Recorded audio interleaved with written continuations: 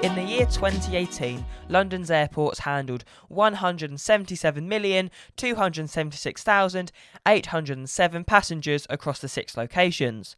London Stansted, the third busiest airport in the city and the fourth in the UK, handled 16% of that total, with 27,996,116 travelling through its terminal. On Monday, the airport celebrated 30 years since it's opened its terminal doors, and I wanted to take a look at its incredible story from World War II airbase to Air Force One's London home.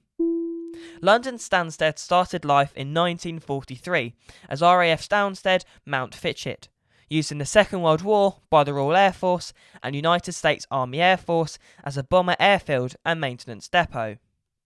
After the Americans withdrew from Stansted, the airport was used by the Air Ministry for maintenance as well as keeping German prisoners of war.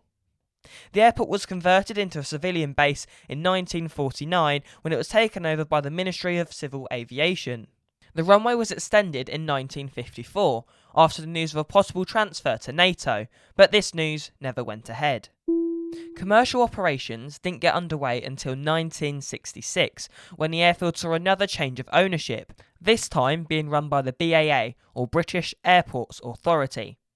Holiday airlines loved Stansted, as it was far cheaper than Heathrow or Gatwick, meaning they could offer their passengers lower fares. This jump in demand led to the passenger terminal being extended just 4 years later, in 1970. In 1978, the Conservative government White Paper Airport Policy proposed a plan to extend Stansted into London's third airport. The BAA proposed the extension plan in 1980. This included a complete terminal overhaul and land being reserved for a second runway should the need arise. The BAA's proposed upgrades would boost the airport's capacity to 15 million passengers a year. This showed some excellent forward planning in my opinion, with the option to reserve land for a second runway showing that the planners had thought about how demand for aviation could grow significantly in the future. After the planning permission request was submitted to the District Council in Uttlesford, a public inquiry was launched in 1985. This would lead to 75 MPs opposing the airport's plans. To form a compromise that both parties were happy with, it was decided that Stansted would be developed in phases. Phase 1 would open capacity to 8 million passengers per year, and Phase 2 boosting it further to 15 million. Interestingly, during the time that the negotiations were ongoing, the Space Shuttle 747 landed at the airport in 1983, attracting 200,000 people. This was only the start of the special visits the airport would get over its lifetime. Building work for Phase 1 began in 1986, with the designs formulated by architect Norman Foster. The new building was completed in 1991 and opened by Queen Elizabeth II 30 years ago on March 15th. The first flights weren't operated to the airport until a couple of days later, and were a domestic UK air service to Glasgow and an Air France arrival from Paris. The airport struggled to hold down any long-haul services in the early 90s, with American Airlines cancelling a route between Stansted and Chicago after only 2 years of operation. Despite this, there were still signs that the airport would be a key destination for the South East. The initial success led to Phase 2 of Stansted expansion being given approval by Parliament in 1999. This permission was given alongside the increase in the cap passenger air transport movement to 185,000 a year. Public consultation began the following year, and the local council granted planning permission in 2002 to expand passenger capacity to 25 million passengers, 10 million more than previously planned. A government South East and East of England regional air services study included Stansted in the future of South East aviation for at least the next 30 years. Stansted has seen rapid growth since its opening, and not just an increase in passenger numbers.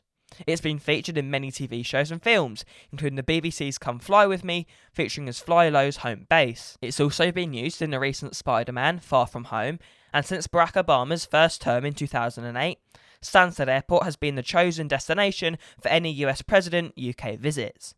The airport has also grown in the sense of offering new opportunities, in the form of a training and skills academy opening in 2008.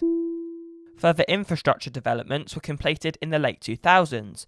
A £1 million airport fire station upgrade was finished in 2009, and they were also awarded permission to receive Code F aircraft like the Mahusiv A380 and 747-8. These developments, though, were overshadowed by a £40 million construction project to extend the arrivals area of the main terminal, adding more baggage carousels and new immigration and passport halls. The 2010s was another big decade for Stansted, with the airport being bought for £1.5 billion by Manchester Airport Group, as well as becoming the first southern base for Jet2.com. Interestingly as well, Antonov Airlines, who operate the mammoth AN225 and AN124s, chose to use Stansted as their UK office for charter flights, moving in 2017. When I said the story of London Stansted has been incredible, I really meant it. Although on the surface it's frequently seen as somewhat of a low-cost hub, I think it's so much more than that. Stansted has firmly cemented itself as a force to be reckoned with in the air freight market, as well as being the destination for some of the world's most unique airplanes. Happy 30th birthday, Stansted. Here's to another 30 years.